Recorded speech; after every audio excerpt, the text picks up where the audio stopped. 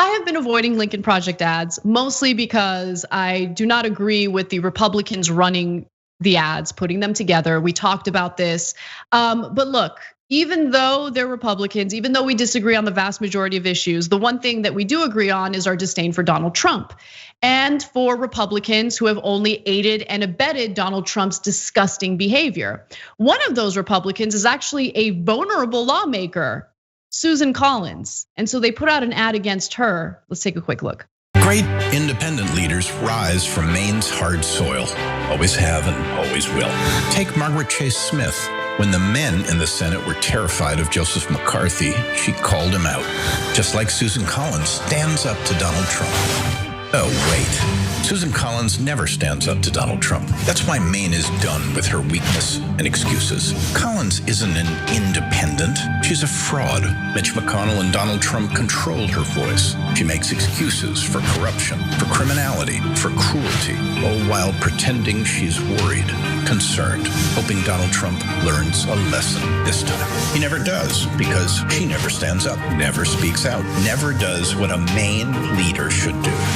Susan Collins doesn't work for Maine, she works for them. And Maine deserves a leader, not a Trump stooge.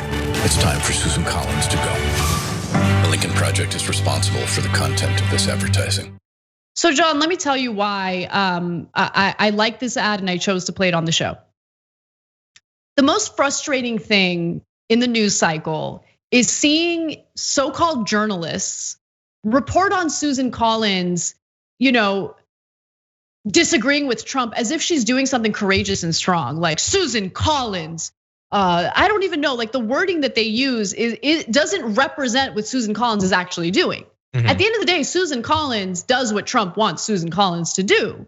And it's been frustrating to see that narrative over and over and over again.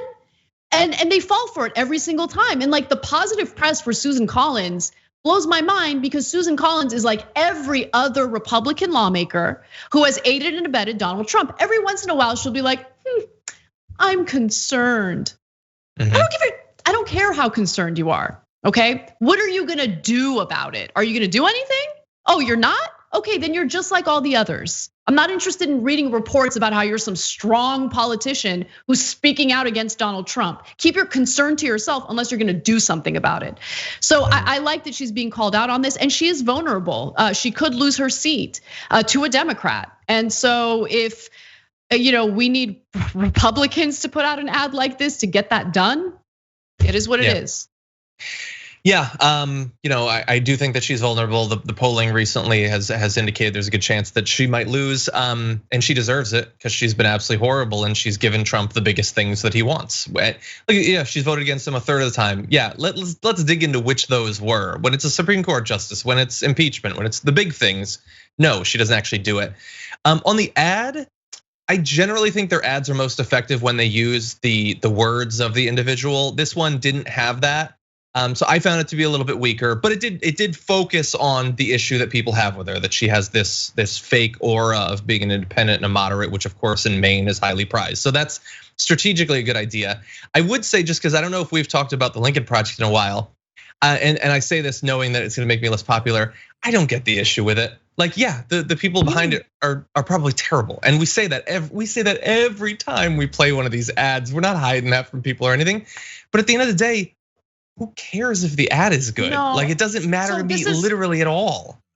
So it does matter, and I'll tell you why. I think I know what you're gonna say. The reason why it matters, it definitely matters when it comes to like Biden, and you can see it in the way he's running his campaign. Look, politicians are gonna politician, right? And so they are going to do favors for individuals or organizations who provide material support for them. And so, sure, the Progressive Task Force exists, but I think that part of the reason why Biden has largely ignored them, and he's largely ignored them, is because there's this tug of war between Republicans or moderates, in this case with the Lincoln Project, Republicans, they're Bush era Republicans, no question, and progressives who, to be honest, at this moment do not have much power. And that's devastating, and that's something that we need to think about strategically. But that's what the problem is. If we're just looking at these ads in a vacuum and not thinking about that, or thinking about the influence that they will have on the Biden campaign, then yeah, these are great ads. I love them. I agree with you when it comes to this ad not being as aggressive. I think what could have made it better is the female narrator, who I personally really enjoy hearing from. Yeah, you need her and backed up by the guy on the violin.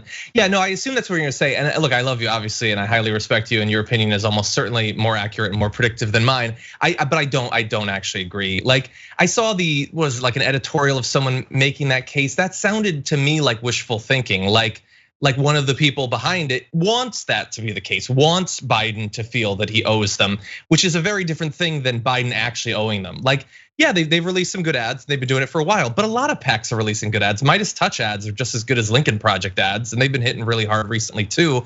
And the idea that Biden is gonna feel really personally invested in a mainly online ad distributor, I doubt he even knows what's going on Twitter or anything like that. So I understand, and I'm definitely worried about Republicans having too much influence. I think there's a lot of evidence of that. The fact that the VP picks that are being discussed generally tend towards the more conservative, and he's talking about putting them on his cabinet and things like that. So I'm not saying that you're wrong to fear that. There's a lot of groups making ads, and we need them. I don't know.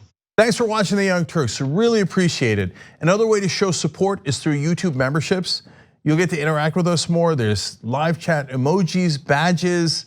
You've got emojis of me, Anna, John, JR. So those are super fun. But you also get playback of our exclusive member-only shows and specials right after they air. So all of that, all you gotta do is click that join button right underneath the video. Thank you.